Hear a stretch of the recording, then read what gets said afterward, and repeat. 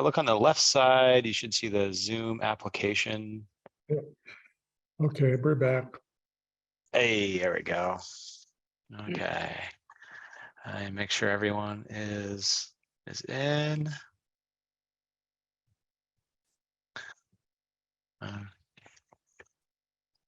Okay, there we go. Sorry for the technical difficulties, everyone, but looks like we're ready to get started. Yeah, just a little introduction here for anyone who hasn't been here before. I am Aaron Moran, and I'll be moderating this talk and trying to post helpful links and trying to get the pictures on our Zoom chat here that match up all the stuff that we're talking about. We'll try to focus on the questions that came in before the meeting, and then we'll do our best to get to any questions that you guys ask in chat. We'll try to stick to 1 hour, but we may go over, so we understand if you need to leave a bit early. We are Natural Spaces Domes. We're owned and operated by Dennis Johnson and Tessa Hill, located in North Branch, Minnesota. We have a dome complex consisting of an office dome, 3 model dome homes, a screen porch dome, 2 workshop domes, and the mini dome, which is our option for a small living space. As always, we invite you to join us for in-person tours. Natural Spaces Domes are special because they're designed to be easy to build, beautiful, healthy, energy efficient living spaces while still providing you the best housing value around. Our staff consists of 13 people, with Dennis, Tessa, and Derek leading the organization. Dennis is the dome guru. He's been doing this for decades as a designer, contractor, and builder.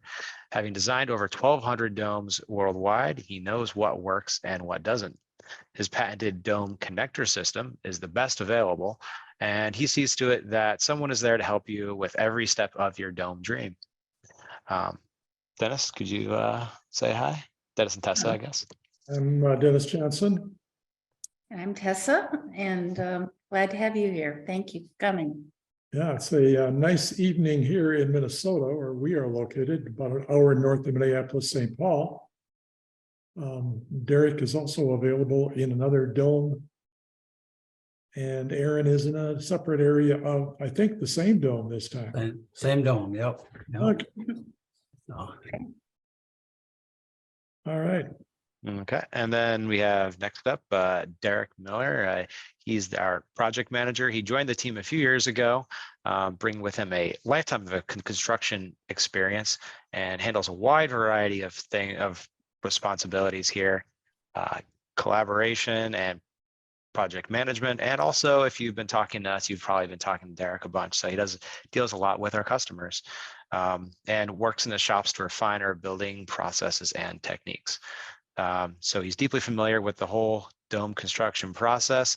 And as always, he likes to be known as our video guy who films and records all the videos, and the Dome School videos, for example, were all his work. Derek, can you say hi?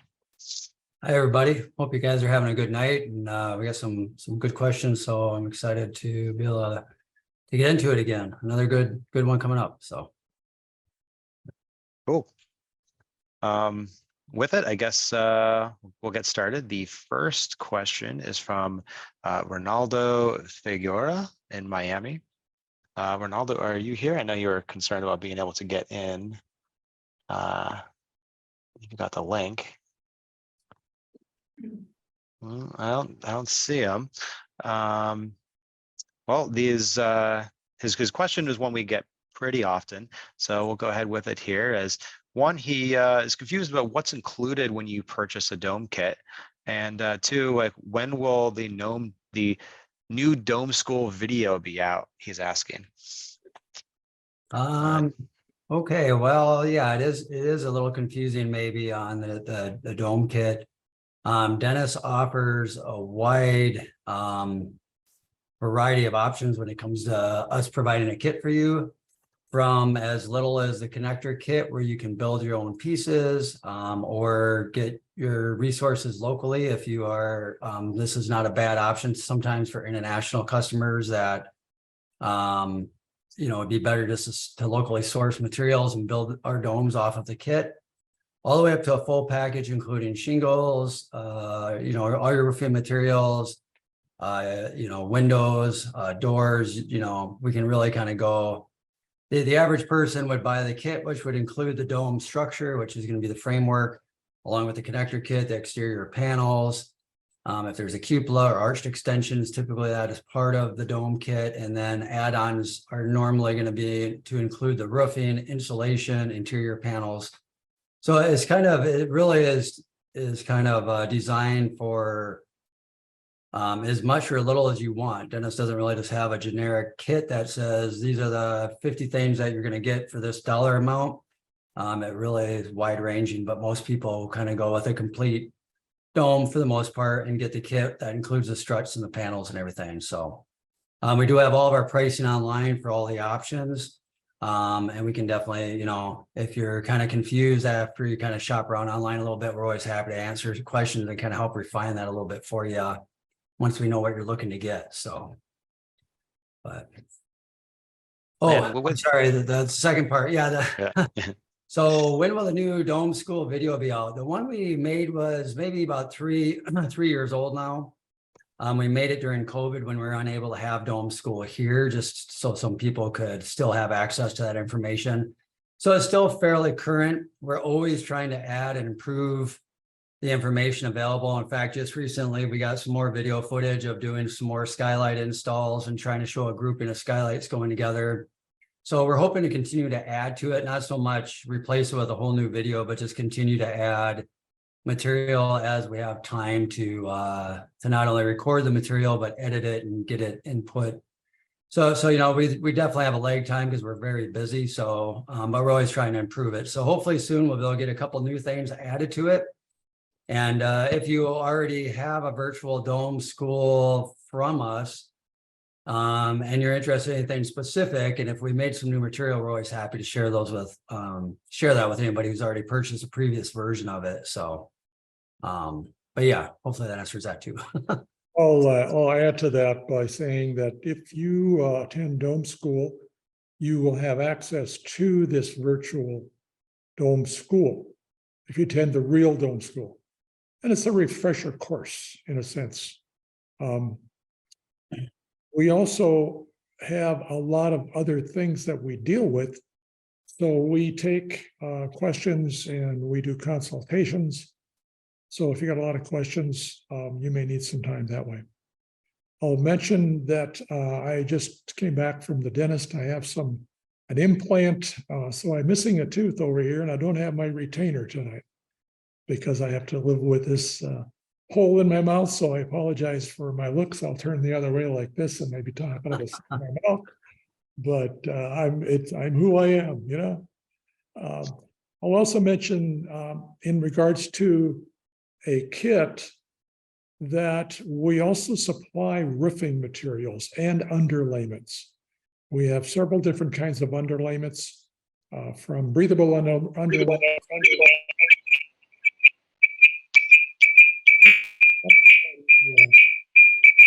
Something happened here.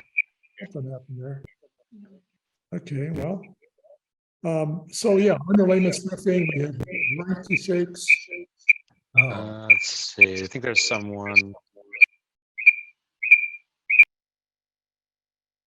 Someone was trying to get on audio or on live. Yeah, some feedback. So just to complete my statement, roofing, Malarkey asphalt shingles are the primary roofing material that we use. But we also sell the aluminum shakes. We can talk about them later on if there's a question related to that. And the underlayments that go along with that, GAF products and a variety of other systems. So that everything comes in the kit that you need, that you can't usually get locally. So that's kind of how we term it. None of the insides from the standpoint of conventional walls, ceilings, sheetrock, those things you're just going to pay to, well, it's not pay, it's a truck that's going to deliver it. But from the standpoint of weight, you have to unload all those things.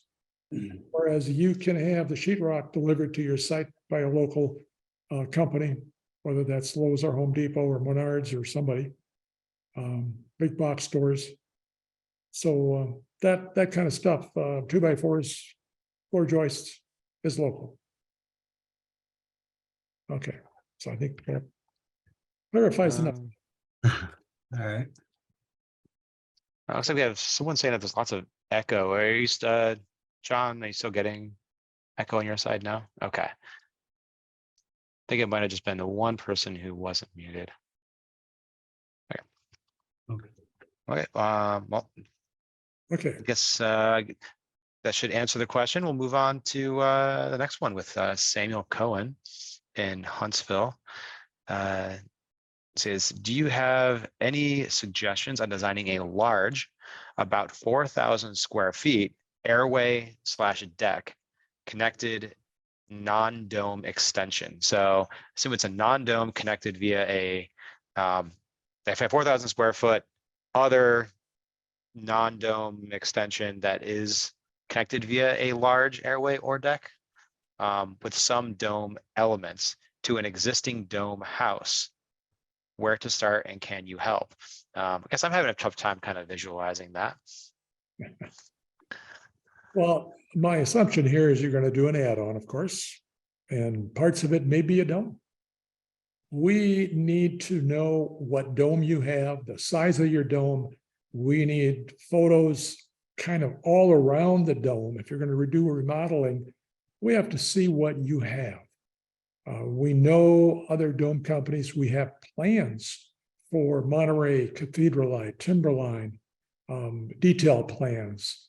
So if you've got one of those domes, we know how it's built and we know the limitations and the possibilities. So from a standpoint of remodeling, yeah, we have a registered structural engineer, actually several, 4 of them that work with us. So we're registered in all 50 states. There are some engineers that we've dealt with up in Canada, so we can also deal with you up there. This question, however, relates to the US, but it's just starting there. What do you want? We need your program, but we need your dome and the size and your lot, how it's laid out, north, south, east, west, all the information. And then drawing time on our part is going to be me drawing it out for you. And then we can switch into CAD. The cost for doing drawings is $175 an hour. So that's done on an hourly basis. We'll give you an estimate. We've been doing this long enough. So here's your suggestions. Here's what you want to do, and we can figure it out. Yeah. Cool. It will be a little while too, probably, if we are kind of backlogged on drawings right now. So a project like that maybe towards the end of the year. Do you think, Dennis, maybe towards the end of the year before you get a chance to get into something like that? So Yeah, that is a problem, especially in a non-natural spaces dome, because that's what we're working on right now. But if you've got a different dome and another dome out there, or even if you had a natural spaces dome and you wanted to do this big add-on, it sounds like a little bit of a project. But like I say, we can handle it, but it will be several months before we can get to it. okay. Cool. Sam, I'm not sure if you are in here, and curious, does that answer your question for now, or do you? Doesn't look like he's here. So thanks for the question, and we'll go to the next one. We have Regina, also from Huntsville.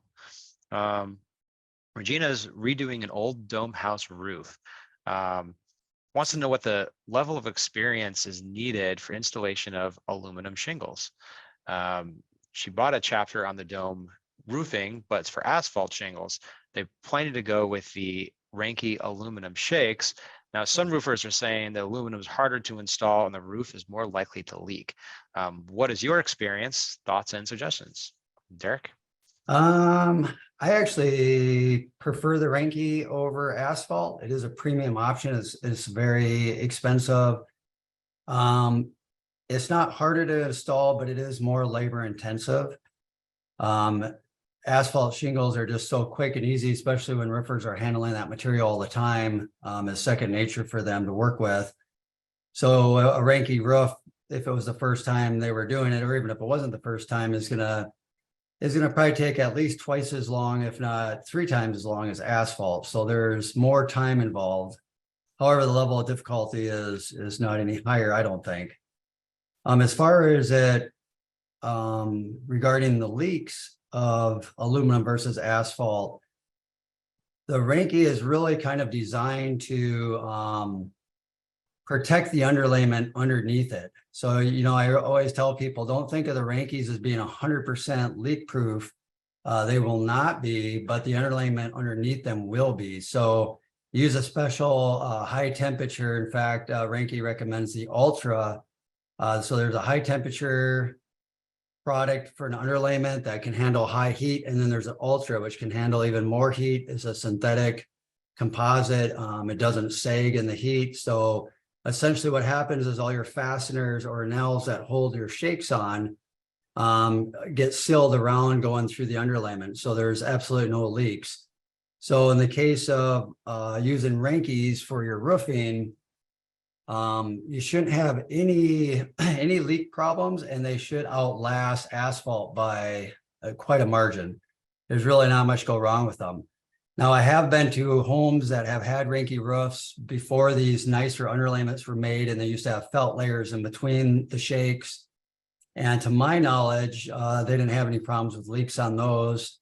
And with the new underlayments, it would be even better performing. So, but like I said, it is a premium cost for material, and the labor is going to definitely be increased as well, just because it goes slower, not necessarily because it's harder.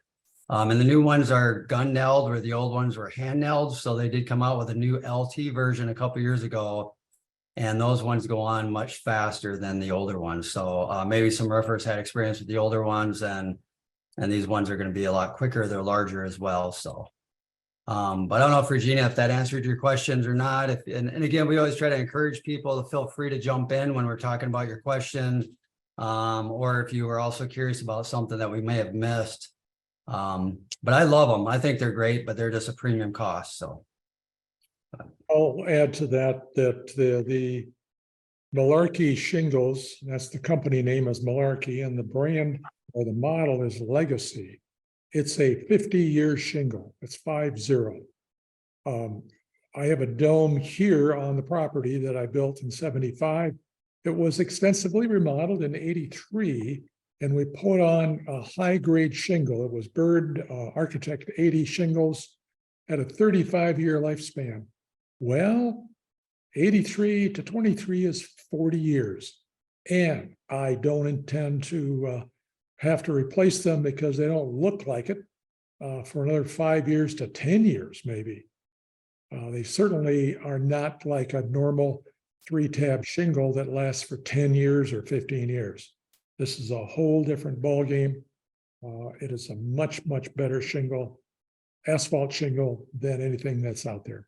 And that's attested to by our roofer, who was switched after the first dome he did with the Malarkey shingles. He switched, got rid of all the other ones that he was using, Duration, Owens Corning, Timberline, Pamco, all that.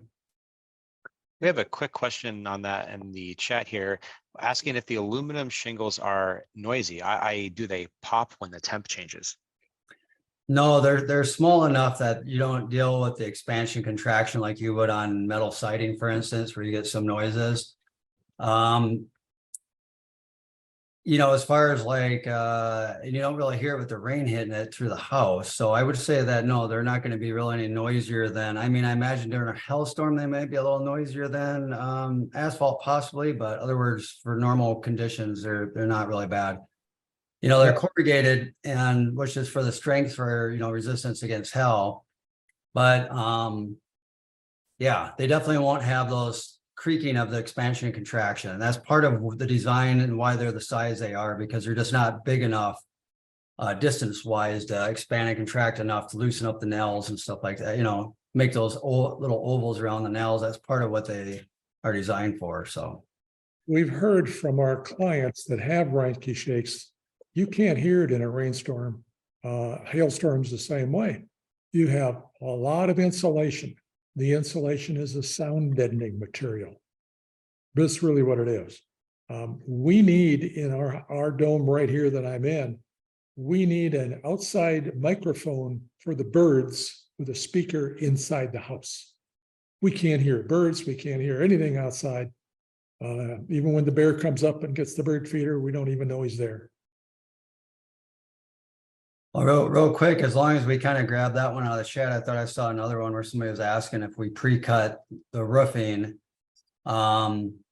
And the answer is we pre-cut the plywood roof deck, but we do not pre-cut the shingles or the shakes if you bought the Ranke. So I'm not sure if that's what you're asking about, the actual roofing, like the shingles and shakes, or if you're just wondering about the plywood triangles that we do pre-cut those. And so if you buy a kit, those are already pre-cut. The kit basically allows you to build a dome like a Lego set. All the things are pre-cut, ready to go, and you just put it together. So sorry about that, Aaron. I just saw as long as you grab that one in the chat, since that was roofing related, I just grabbed that one too. So No, perfect. Works out great. Okay, and let's see, that was Regina, right? And Hey, Aaron, yes. I need you to send the Zoom link to Tessa Oh, via email, via email. Okay. because Ronaldo's trying to get on and he didn't have the link. Oh, well, let me get that real Sorry. quick. 4, 2. okay. I can read that next one if you want, Aaron, while you're getting that all done. Looks like I got You got it that over to Tesla. Yeah. Okay, perfect. Okay, so this one from Cody Hanlon is a kind of a two-parter here. So we'll start with the first one. What might the potential benefits and or concerns of partially berming a portion of the riser walls in a dome? Could this possibly assist with lowering overall energy costs and stabilization of the internal temperature? Would this be cost effective? Would additional insulation be easier and more cost effective? The answer can be very simple here. No, don't berm the outside wall. You have a waterproofing nightmare. We've got a slide coming up here. We've designed, not built, but we've designed back in the early 80s, late 70s, earth-covered domes. And when we got to the point of saying to our structural engineer, okay, can we do it? He says, yes.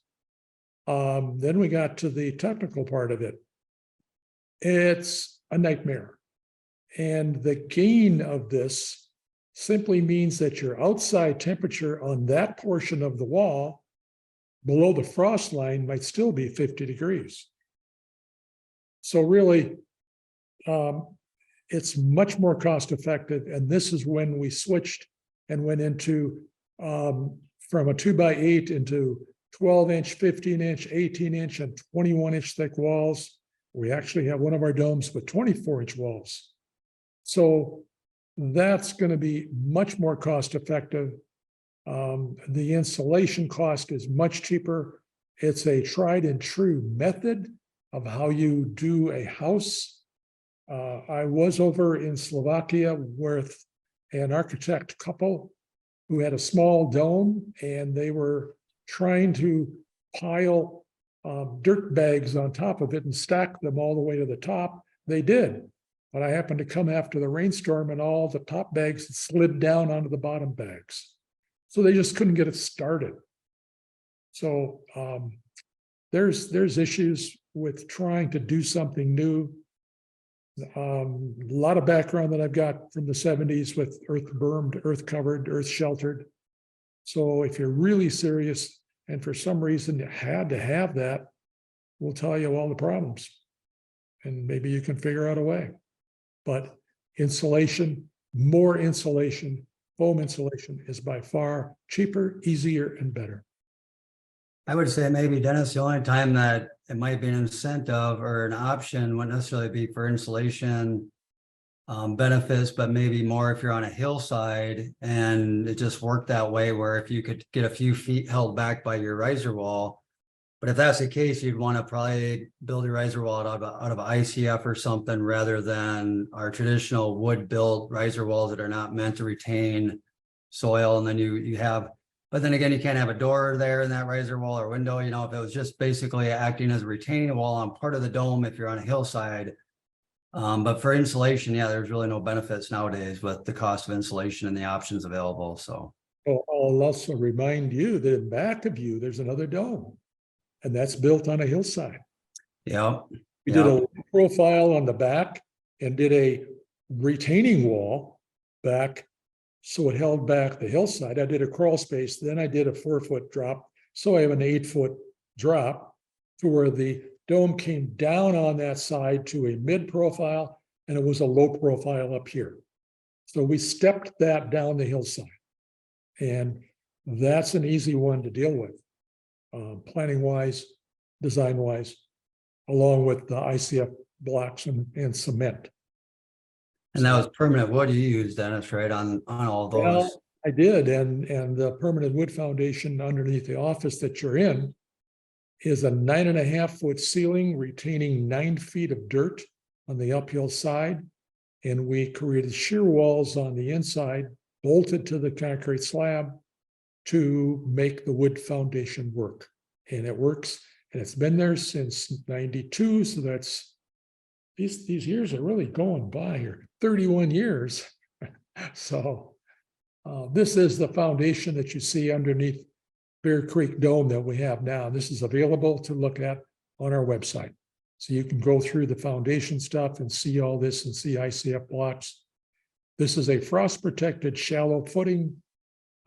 So there's a lot of things that we've dealt with and we know how to deal with and that meet code or exceed code. I will rarely use meet code. We exceed what the code requires.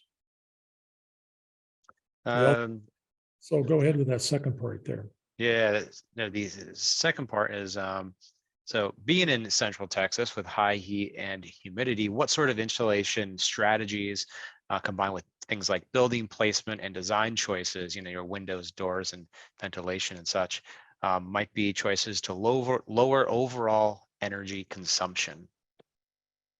What you're dealing with in the South is similar from a thermal standpoint. You're stopping the heat from coming in and heating up the inside of your house. Again, our thick walls are heavily insulated, high R value walls, preferably in the South done with 1 or 2 or no more than 3 inches of spray foam against the inside of the outside panel. And our outside panels are 3/4 plywood. So with that, you're stopping the heat coming through that with a high R value at 7 per inch. So you put in 3 and right away you got R21 in foam. You don't want the chemicals of foam, then you need to check out Owens Corning's natural polymer foam. It's something that's fairly new, but it doesn't use all the chemicals. And it's just what it says, natural polymers. So that's the big key thing, is to stop that heat transfer. Part of it is don't put windows on the west side unless you have 80-foot high pine trees like we got, and we block out the total west sun here. So that would help. Also, the skylight and glass technology is here, and it's getting better even longer we wait. There's more things that are on the horizon. So we can block out the solar heat gain, and the number is called the solar heat gain coefficient. We're dealing with some projects in California right now where that number is down to 0.19, 0.19. Code requires in the South 0.3 or 0.30. And to get it down lower, you need new technology. And what we use is Solar Band 60 along with Solar Band 70 on a solar bronze tinted glass. And guess what? It's the same cost because our glass company is one of their leading products, and they don't charge us anymore now for solar bronze with 2 layers of low E coatings that are going to keep the heat in the wintertime, but block that summer sun. Also shading overhangs. I use 3.5 foot overhangs. So all of those things are going to combine for it. So I think that sort of wraps that question up. Yeah, yeah. Yep, looks like that should be all for that one. Cody says he's thanks for the answer. So moving on here. We have Mick Holmes in Australia. He's curious about the costs of shipping the connector pieces for a 29-foot 2-frequency dome with 2 extensions, and just building a dome in Australia in general and sourcing things like the triangle skylights. Derek? Yeah, it's shipping costs are hard to tell nowadays because you almost have to run through the official bit of it to really get a number, because nowadays it goes through many ports and different things, especially going international. But if you were just getting a connector kit, which is what the, not talking about the skylights, I guess, but if you just got the hubs and the hardware and everything to do that, my guess, and this is strictly a guess, is going to be it'd be a crate, and it'll probably be right around $2,000 is my best guess. I know we've shipped full containers for about 5,000 or 6,000 to like Israel. It was the most recent one I think we shipped. But yeah, it's funny, you almost have to get a quote, and it's been changing so much. But if you were really serious about it, we could put in the work, but it takes a little bit of time to get a quote set up, because we got to run it by by the people we work with, and they got to run it by the ports, and everybody's got to kind of contribute their answers. But as far as the triangle skylights, it'd be the same thing. If you did feel like you wanted to build one of our dome systems and get some skylights, you would want to combine it all into one shipment. It would not be that much more to add those skylights on to that crate. As far as shipping, in fact, it may not cost any extra really. So that would be something you'd want to do, kind of figure out everything that you wanted us to provide and combine that all into one shipment. But other words, I don't know that much about Australia, what they have to offer, but we could sell certain components specific to our skylight, and you may be able to source the glass locally to our specs, and you may be able to get it there. So there might be some solutions, but I don't know if that would save you a lot overall in the whole entire scheme of the situation. But yeah, I don't know. It's funny, Mick, we actually had a guy come to dome school in Australia, and he's looking to build a fairly good sized dome there. And he was saying where he was at, he got 16 feet of rain a year. And so we were talking about it. So it's kind of interesting. We're getting a little spike of interest in Australia right now, but we can definitely ship it. But yeah, I'd say a couple thousand might be my best guess, unless you've got a better guess, Dennis, than that. I'm not sure. It's been so all over the map with shipping lately. So Yeah, but it's also, it's fairly easy. It surprises us how easy it is to ship something anywhere. We have domes, got 4 domes in Cyprus, dome in northern Norway, England, in the northern island, Sapporo of Japan, New Zealand. So we ship 20-foot containers or 40-foot containers. And if there's a lot of stuff, it might take 2 containers, or they have a high boy container, which adds about a foot and a half to the height of the container. We have 2 different firms that do, I was going to say transatlantic, that do international shipping.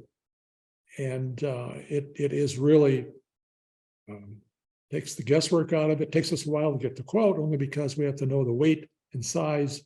If it's a crate, that will go differently, but as a container, it's just what size and what weight do you have in that. So, right.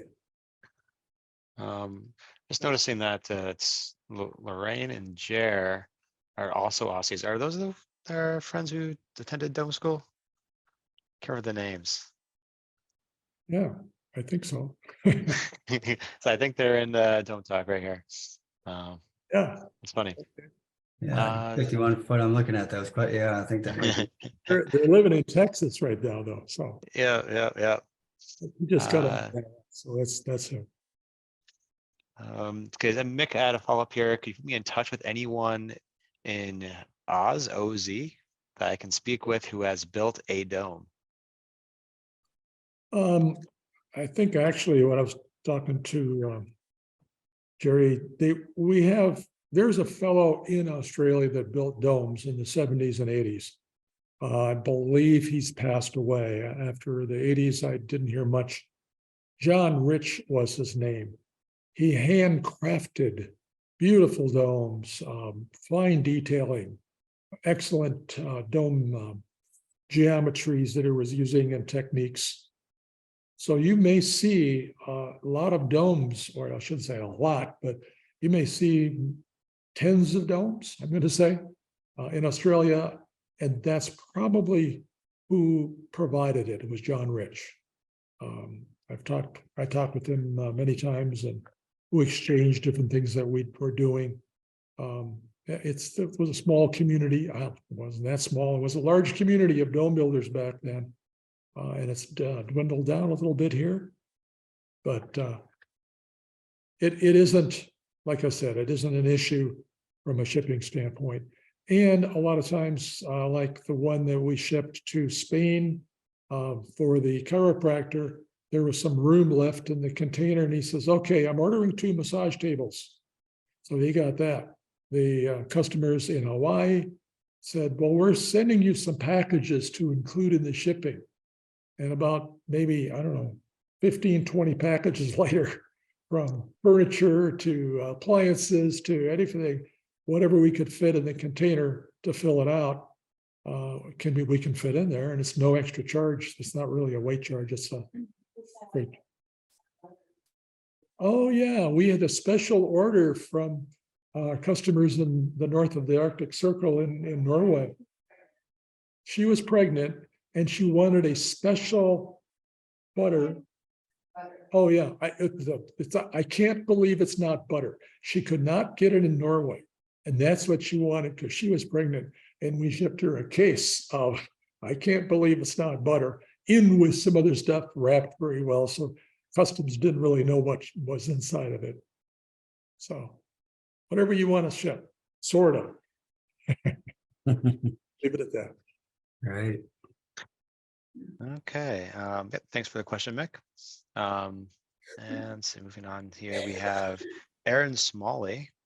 And his question is, preparing towards building a natural spaces dome in northern lower Michigan, and was talking with an experienced geothermal HVAC installer.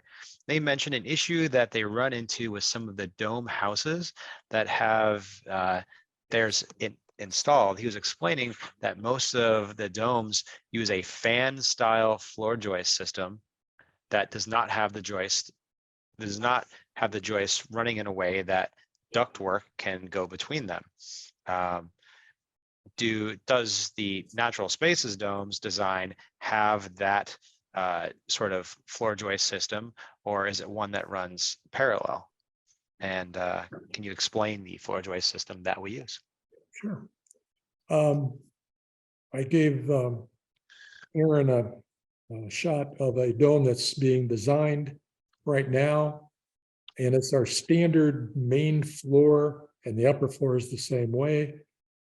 We do, and I guess I'm going to say, because I'm the designer, I prefer to do 16-inch on-center joists.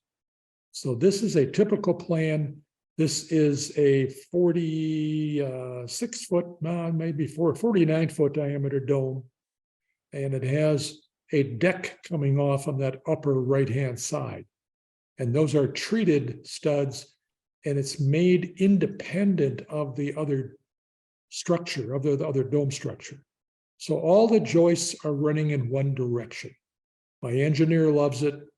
The second floor joists also run in the same direction as your main floor. So there's some givens.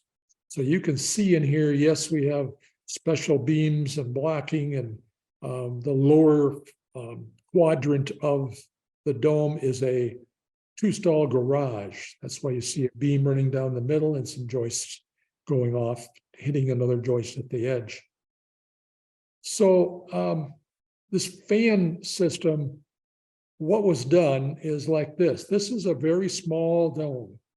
And this was done because it's cantilevered out beyond the edge of that concrete support. This is up in Canada. This is all of a, I think it was 21-foot diameter dome or 24-foot diameter dome. So this is fan forced or fan shaped, radiates out of the center.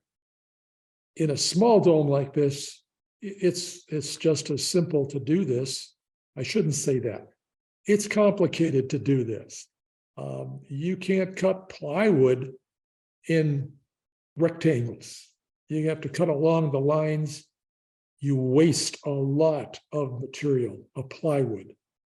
Floor joists, yeah, there's some varying lengths. You see a intermediate rim joist in there, and we created a kind of like a hanging dome on this and went to a 3/4 dome. And the way that my engineer did it was we supported the entire dome with special brackets on that floor system that you see. And then we hung 2 rows of triangles down below that so that it came back in on itself, almost touching that concrete block or concrete poured wall. So it's not efficient. It may seem like, gee, this is a great idea, but the spacing on the outside is really large and the spacing on the inside is really small. So you're not using the main advantage that you have in using framing lumber for the floor. You're not using it to its best efficiency. The load ratings are, you can't figure load ratings on something like this either. You're not out there, they're not standard. So it's not true that we haven't done it. I shouldn't say that. It's true that we have done it, but it's not true that that's the standard out there. It's rare that you will see a fan system being used for the floor joist system, but that HVAC guy must have seen one, and that's his experience, and it was probably from the 70s. So now he's got that in his mind, but it's not what I do, not what I've done for 30, 40 years or longer. Okay. Awesome. Thanks, Aaron, for the question. So next one is from Richard Colby in Wilbraham. We have a monolithic dome that needs new windows. Can we contract with you to do a turnkey installation? They live over in Western Massachusetts. Well, we are going to be a geodesic dome company versus a monolithic. What's that, Dennis? Tessa, talking. Oh, He says no. yeah. So we basically, if it's a geodesic dome, we can build a skylight for it. Monolithic domes, for you that are not familiar, as you can see behind me and behind Dennis in the background of our monitors here, these domes are made up of a lot of different triangles, essentially, that form the dome shape. Where a monolithic is typically they blow up a big inflatable balloon and spray it with concrete.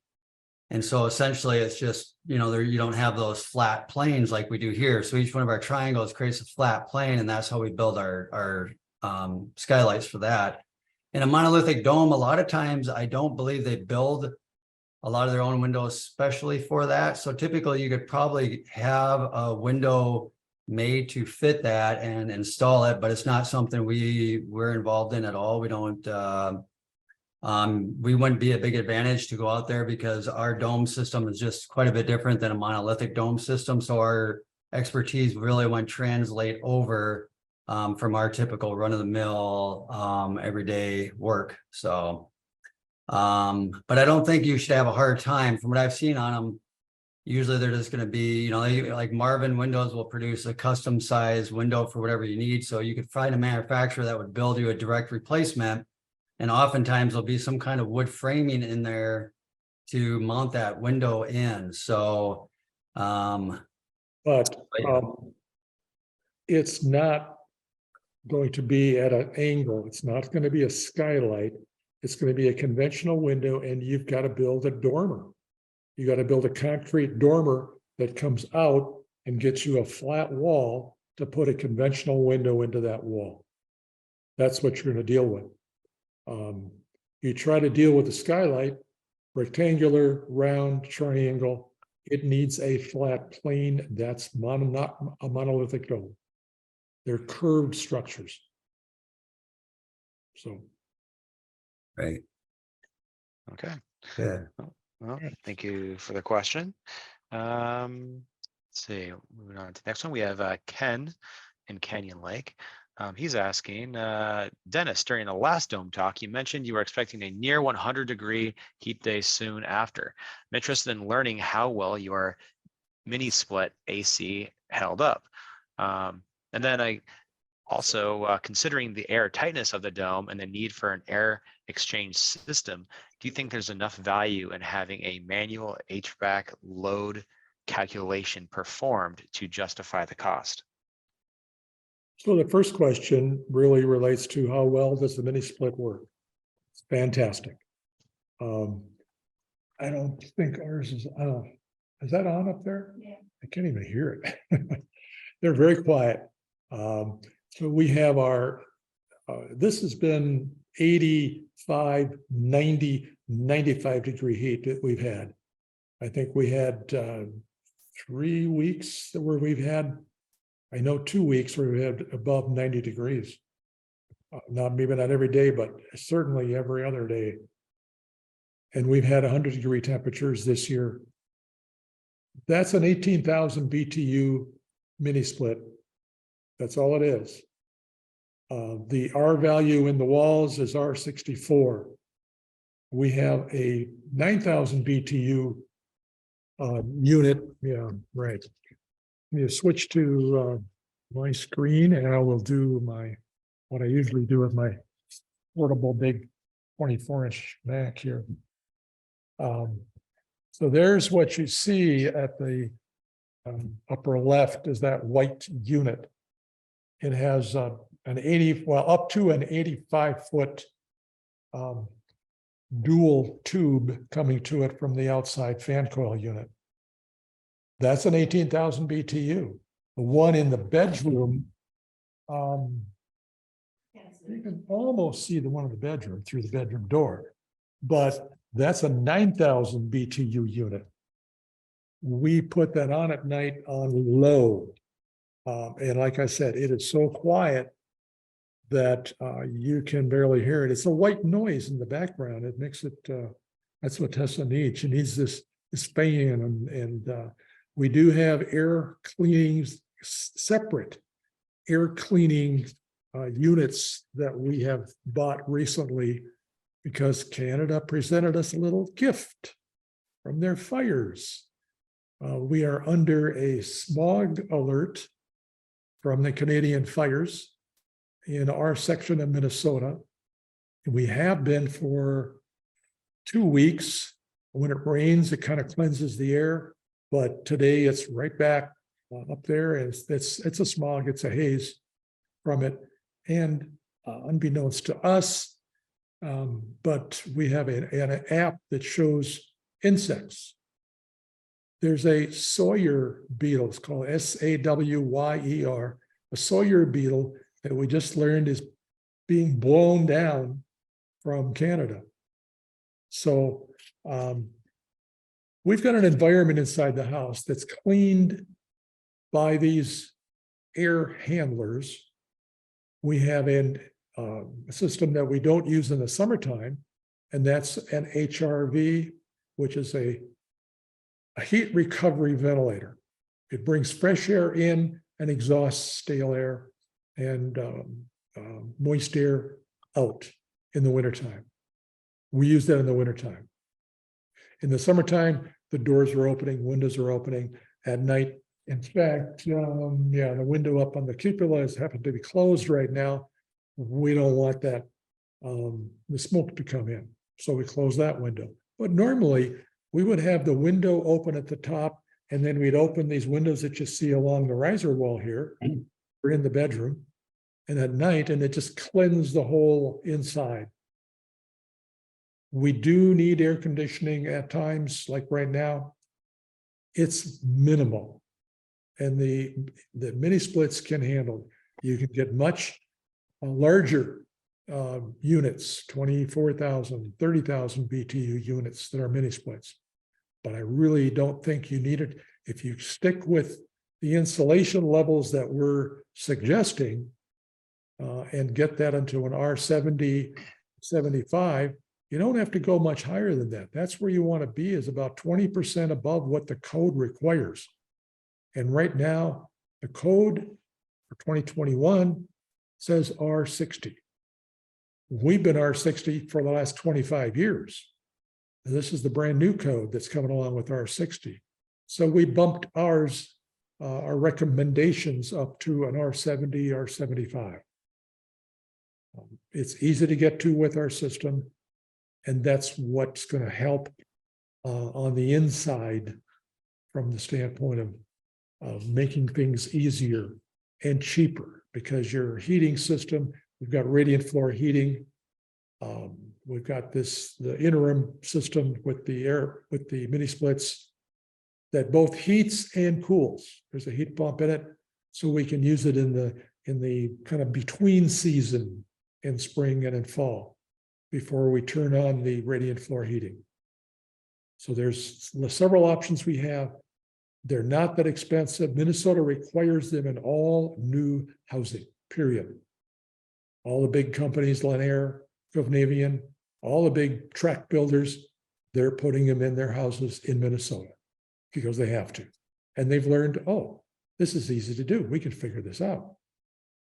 With the dome, it's open.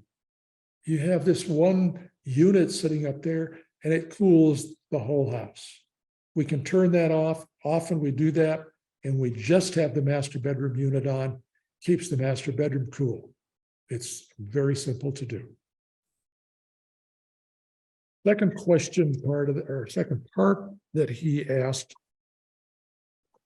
get back to that. With the air exchange system, is there enough value in having a load circulation performed to justify the cost? Not in Minnesota, because you need an air-to-air exchanger. In the cold climate zones, usually you're going to use an HRV, a heat recovery ventilator. In the moist climate zones, you're going to use an ERV, and that's going to take more moisture out of the air. You need that in one of our domes. You want this house to be tight. You want it sealed. And therefore, you need fresh air coming in. We've talked with a lot of HVAC people in other states that they know about. This is very common these days. They know about it. They know how to install it. They just are not required to do it in the states. And I think you're going to see that happening as the states adopt the new code or adopt their own independent energy code requirements. That's happening a lot. So I don't think it's worth it when you say you got to have it or you should have it. Kind of riding on that a little bit. Ron had a question earlier about insulation. Does the foam insulation impact breathability from a condensation standpoint?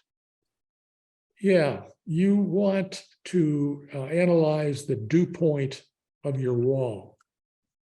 You want the high R value foam on that outside. So we have charts. I don't know if you can pull that insulation chart up, Aaron. We have charts on our website that show you if you're going to do foam and fiberglass, a hybrid system, here's how you do it. This much foam, this much fiberglass, depending on the 7 climate zones that we have. Some of them are lumped together like 1, 2, and I think 1, 2, and 3 are sort of the same. So the insulation dew point problem is just that. By having enough foam, you have the dew point is well inside of the structure and it doesn't get down to the level of creating condensation. That's the key.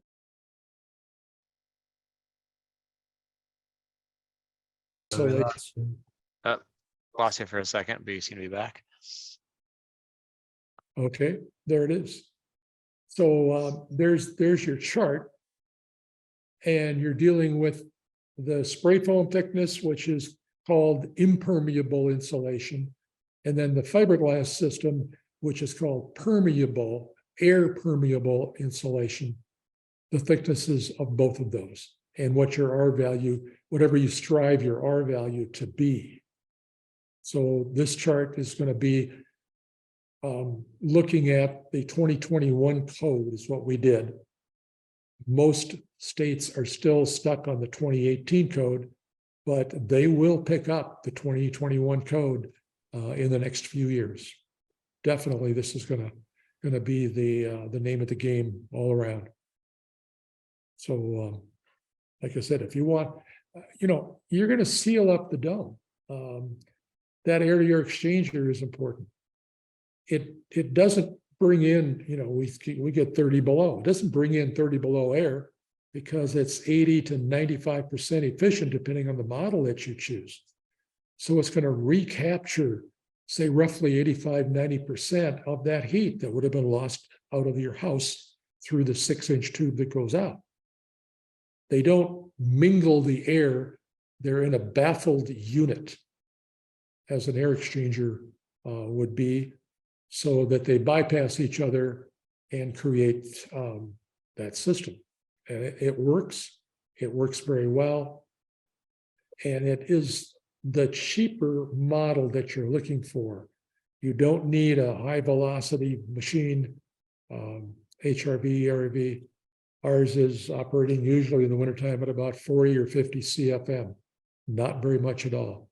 But it's so nice to come into the house after being gone for the weekend and it's fresh air inside. You're breathing fresh air all night long because it's blowing in to each of the bedrooms. A gentle breeze. It's, 40 CFM is not a lot. Okay, excellent. Ken, thank you for the question, and Ron as well. Let's see, going on, looks like we have our last one here from John Holbert in Randolph. See, John has a 50-year-old dome with 10 skylights, he says. Now, is that 10 skylights, meaning or is it 20? I don't know if you have you're in here and you can let us know. It's an internal debate based on how you worded it. But he says he has 10 skylights, 5 hexagons, 1 pentagon, and 4 squares. One has started to leak. What is the best maintenance I can do for these? How do I size out the replacements? We have measurements on our site for peak to peak, edge to edge, stuff like that. And how do I know the framing that is required? Okay, well, first of all, 50 years ago, they didn't build skylights as well as they do today. And the fact that, assuming you have 10 total, 90% of them are still in great shape. That's a tribute to the longevity of those skylights. I'm assuming you maybe have the acrylic bubble skylights. So as far as maintenance on those, I don't know if they are cracked. That would be something you might want to send us some photos. We can really look at it. But typically those are going to be squeezed down into a gasket, caulking type material that clamps that acrylic in place. And there could be, that gasket could be failing if it's getting a little water leaking in there. That may be part of it. But as far as replacements, we do tempered glass skylights is what we build here. So if you look at our website, the sizes you see, which typically will be a base measurement and an altitude, at least on the triangles. We also have hexagons and pentagons. But on the triangles, the most popular one, you can essentially think of that as actually the size of the glass, not the frame. So the frame would be a little bit larger than that. So that's just for the glass itself. In fact, if you're looking at the hexagon or the pentagons, it's also for the size of the glass. And our skylights we build, they do not need framing underneath them. Now you may have a panelized dome system. And so you may have a bubble hexagon or pentagon because they go over the point of a lot of triangles. So if that's the case, we can try to work within that. We may have to have a taller frame, but typically our frames are structural. So like in our dome, for instance, you don't need any additional framing. It just attaches directly to the plywood, and that's all you have to do. It's deck mounted. They call that. So yeah, I think probably the best way is to say this is the size. If it is a bubble, it's hard to measure an altitude going across the bubble as it comes up and over. So typically you want to give us a side measurement, like if it's you got 5 hexagons, for instance, you'd want to do probably 3 of the sides, because some domes had different, they weren't all equal on all the sides. In fact, I would just say measure all 6 sides, edge length on the outside of the frame, and also the inside, and that kind of lets us know what they did for setup. And then typically we would try to match that the best we could. This requires, you know, several measurements and photos for us to really see what's going on and understand your skylight. But that would be the best way for us to be able to match it up. For you just to be able to shop on our website and find pricing, essentially whatever the size of the area you're looking through is what you're going to want to use as the measurement for our glass cutouts for pricing. So that, if that helps you out on that a little bit.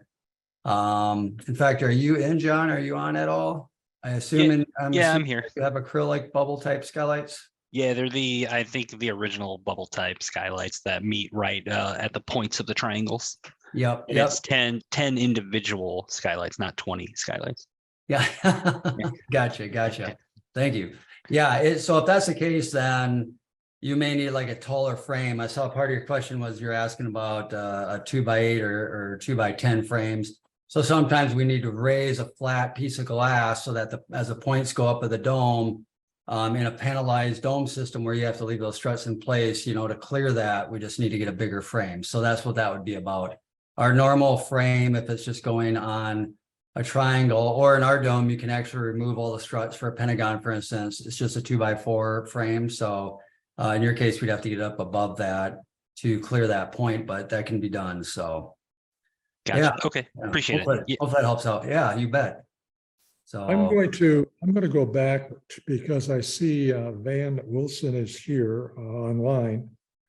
And his question is from the Philippines. I don't know if you're actually in the Philippines right now, but you've got a question here that says you would like to replace our 2x4 boards with multiple bamboo connected together, and then coat the whole thing in styrocrete for insulation and an eco shell of geopolymer coatings on the outside. And these would be for a smaller yurt-like domes or homes. Yeah, you really should be looking for Dome Book 1 or Dome Book 2. That's going to give you a lot of technical information. You know, our connection hardware system is built for what I can say is just, you know, this general standard housing system using dimensional lumber. Bamboo is extremely strong. Certainly the knowledge base in the Philippines using bamboo, I've seen multi-story buildings with bamboo scaffolding, and it's just much better than anything you could put up. It's laced together. So I don't really have any suggestions.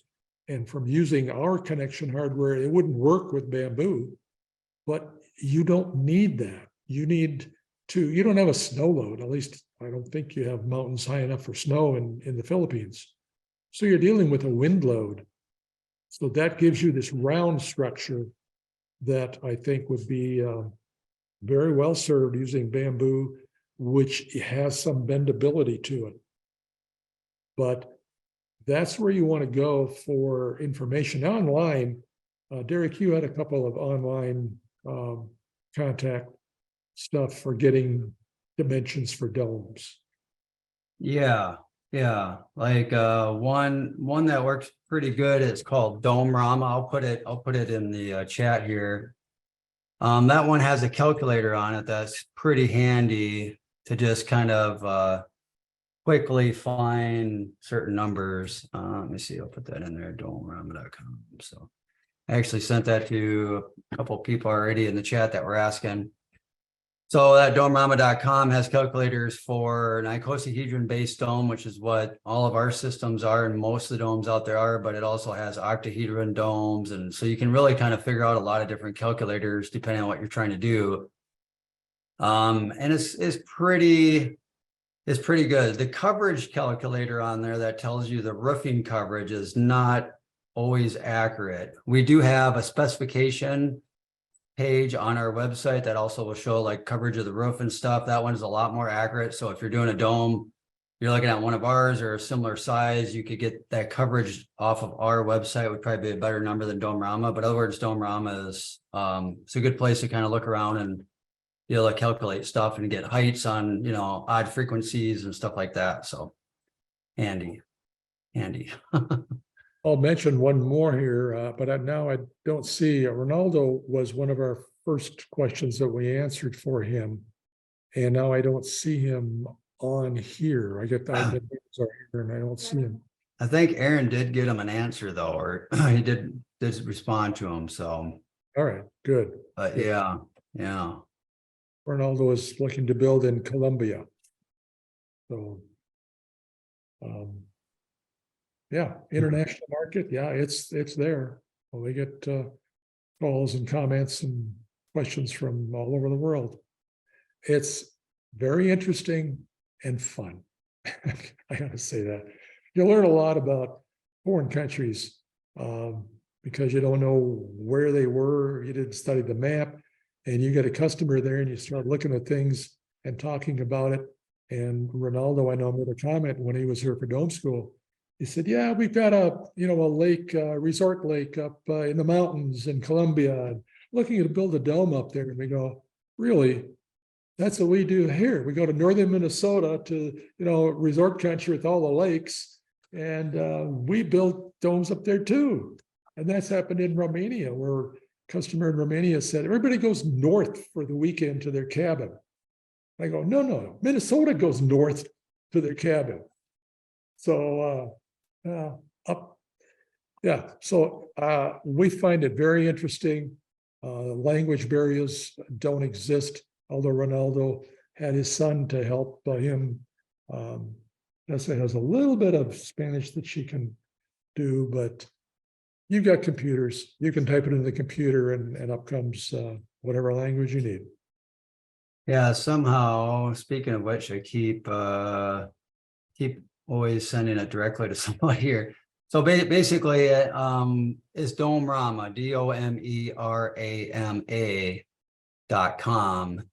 And then Dome Book, if you Google Dome Book, there is a website where you can do a free download. And you can download the entire Dome Book. It's probably what, Dennis, maybe 50 some years old now, something like that. It's pretty old. Right. And the information in there doesn't really apply the greatest for building long-term structures, but it was in the very early days. And but the math in there is solid. A lot of the ideas for the geometry are solid. I wouldn't really build structures like they did in that book, but yeah, somebody threw it on there. Thank you. So I kept trying to get out of this direct message. Now I'm on the group chat, but I already said everything. So I guess I won't take any more time up. All right. Well, I don't think we have any other questions in chat. Does anyone have any follow-ups on anything they heard tonight? No, that's not bad for us. We only went 10 minutes over. That's pretty good. Yeah, that's why I'm like, hey, does anyone have any follow-ups? I mean, we're usually planning on a little longer than this. Right. But Okay. You're trying to No. see the customer says, what the name says Wanda Walker on it. Are you guys asking a question? Or you can't get on, or are you muted? You can't, you're unmute them. There you go. Now There we you're go. Yeah, this is Wanda's computer, so I'm not used to it. We've had our dome for 20 years now, and we're just smitten with it. It's beautiful, and we're hoping to build another one over in close to Freeport, Michigan. And we're hoping that our construction firm that's interested in helping us out with this, that they're online. But one of the things that I'd like to know is if there's a link or maybe two links that Natural Spaces have that I can share with our construction firm so that it gives them a little bit more confidence about building a dome. It's unconventional, and a lot of construction firms kind of shy away from unconventional because it's maybe too difficult or is not understanding. And I agree, it's just like a tinker toy putting together the roof. It's really, really well thought of. So if there's a link or two that that you can provide that we can send over to our construction firm, and give them a little bit more confidence in what we're trying to do over in Freeport, that would be great. Two things that we would have. One is the virtual dome school video. It actually is 10 to 11 hours long because we recorded and then edited the dome school from a 2.5 day down to 10 or 11 hours. But you can select segments, you know, the roofing, the construction of the dome. We take this dome and build it very large section during dome school. So they see how simple this is to put together. We will talk to people, talk to contractors. We also have a construction manual. And what I'll say is this, the construction manual you can buy, it's $250, but it's refundable with the purchase of a dome. It's credited to that. The same is true with the virtual dome school. That's $195 for that. And then that's credited to a dome purchase. So that's often, I think the dome school, virtual dome school is probably the best bet because they can visually see that and being put up and all the different parts and pieces of it and hear us talk about all these things from foundations to the roofing. So, Excellent. We can pass that on. That's great. Just a little bit of trivia is that we went to your dome school so many years ago, and we found out that Wanda loves power tools. That's great.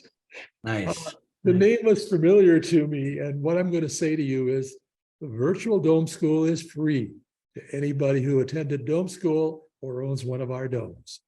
It's a tool that you can use for the contractor. So if you want to just send a comment or an email, I should say, to NSD@Natural Spaces Domes, NSD being Natural Spaces Domes, but NSD@naturalspacesdomes.com. Either Hollis or Debbie can pick that up and we can send you the link to that virtual dome school, and it's on YouTube. So you can stop and start it as you want, as you need. Very good, Dennis. Thank you. And we've been working with Debbie the past couple of weeks, so we'll get with her. And And that's, then one other comment is that we did indeed have some skylight problems, and yeah, it is scary. But Dr. Dome on your website helped us out, as well as your staff. We were able to reconstruct our windows, and we were just smitten with them. Nothing like having a dome house with skylights. yeah, it's a big selling point of ours. And we certainly have a lot of expertise with these windows, with these skylights. There's some bad roofing details. That's usually what it amounts to. Recently, we've had a few people say, well, this leaks, that leaks. And when it comes down to it, it's the roof. The way it was shingled or the way it wasn't shingled correctly. Yes. But we have that manual now. We have a manual on the roof that's available to a roofer. And we have a lot of information on our website.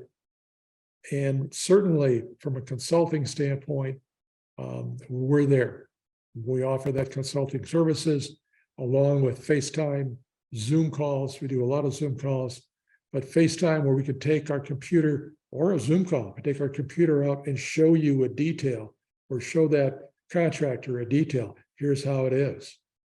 So that's our goal, is to get more video on our website. We're at some point in the near future, the website is going to change. We're working with some people right now to do that. And our goal is to add more video. That's what's happening these days, everywhere. So, yeah. Thank you. I had a quick question from Cody. He wanted to know about welded plastic for roofs, TPO or PVC. Any comments there on that stuff? Well, do you like the look of that? I would venture to say that, you know, it's, you're gonna see all the seams. It's a material, it's like plastic, really, a plastic roof, vinyl roof, we'll call it. So it has been done. It is a roofing material. I would suggest you learn how to do it or hire a roofer that does it. But you're going to see a lot of seams and not along the joints of the dome. They'll be interspersed. There'll be sections that are just, you know, a crazy quilt of seams across the dome, which could be interesting. You know, I don't know. Yeah, he commented that he did see a roofing company do it. I'm trying to remember the name of that one as well. Because he sells it with it pre-applied to the panels. But yeah, I guess it is hard, you know, it's really hard to recommend something unless you have feedback and you want something to be around for enough years where it's had the opportunity to be tested a little bit through time and circumstances. So I guess I can't feel with confidence I'd really recommend it, but it doesn't mean it doesn't work well. I don't know, but I'm trying to remember the name of that company too, because I did see that at one point. I don't know if they're still around, but yeah, I don't know. Can't find it quick on my search, but All right. okay, guys. Well, great. Is there anybody else? Something? Okay, we've gone over our looks- time, but not nearly what we do sometimes. Yeah. We had, I guess a quick follow-up was what questions would you ask a contractor to see if they're comfortable doing roofing? What I usually say is, do they have our manual? You know, we got a multi-page manual on how to overlap the shingles. The one question I will say is, when they look at the dome, do they tell you, oh, well, we're going to put ridge caps on all the lines of the dome? You walk away from them right away. It doesn't work. It's the wrong thing to do. And if that's their only answer of how they're going to do it, you do not want that done. Ridge caps are covering a joint, and ridge caps do not block the rain. They are a ridge cap. The rain will go right underneath the ridge cap because it's at an angle. It's not straight up and down or along a ridge beam, a ridge line. That's what they're designed for. That's what ridge caps are designed for. Not at an angle. It will not work. It will leak immediately. Yeah, I think ultimately Dan Newcomb, the gentleman we work with who does exclusively dome roofs, or maybe not 100% exclusively, but that's definitely most of what he does. The way he would answer that is say that anybody can do a good job on a dome roof if they're a good roofer. And we do offer that, you know, roofing manual to help kind of show a few of the details that are unique maybe to the dome. Nothing is difficult, but like Dennis said, sometimes a roofer will just assume that you should put a ridge cap on something, even though you can visually see the water is going to run beneath it that way. But that was kind of Dan saying is you shouldn't feel like it's that difficult that a good roofer would have a problem. But we do offer a manual to make sure any good roofer can make sure to do the job correctly. But I think, you know, a lot of roofing companies now have a crew that doesn't necessarily have a lot of experience. And so sometimes you'll talk to a very competent foreman or a salesperson, and you just want to make sure whoever's coming out to do it does your job correctly, obviously. And I always tell customers, I would just have that roofing manual and say, I'm going to pay you guys to roof it according to how the manual shows. So if you don't roof it that way, you know, that kind of gives them a little more motivation to make sure they do it according to the proper way to do it, I guess. But I don't know. You don't need special roofers though, necessarily, according to Dan. So They just need to be someone who's willing to learn how to do it the way it needs to be done for a dome, I guess, right? You don't want someone who's going to talk you out of a dome. You know, if you're going to come to build a dome and, well, you shouldn't be building a dome. And you want somebody who's excited. You You want somebody who's interested, you want somebody who will look at it and go, yeah. Let me research a little bit here and have them research our page. They can certainly call us. Dan, I'll call him Dan the Roofer, does take calls, and he'll talk to roofers about special little details here and there or on vent pipes or things that they think, gee, can you really run a plumbing pipe up through the dome? Where do you vent it? Just like any other conventional pitched roof. The dome isn't curved. The dome is flat segments. They're at various pitches, 12, 12, 8, 12, 4, 12. And they make storm colors for it. Guess what? It's standard. It's not going to require special items around chimneys or vents. It's standard stuff. Right, right. Well, Okay, I think at that's a good place to call it, I think, for this month's Dome Talk. Thanks everyone for all your questions, and yeah, look, we've got a lot of good material this time. So yeah, thanks again for coming, and we'll see you next time. Yeah, I'll say hello. enjoy talking to people. As you can see, we can talk and talk. Tessa can attest to that. And I keep telling him to stop talking so much, but. Yeah, hey, that's what we're here for. right, Cool. that's right. All right, guys. All right, everybody. Have a good Thanks, night, everyone. everybody. Have a good night.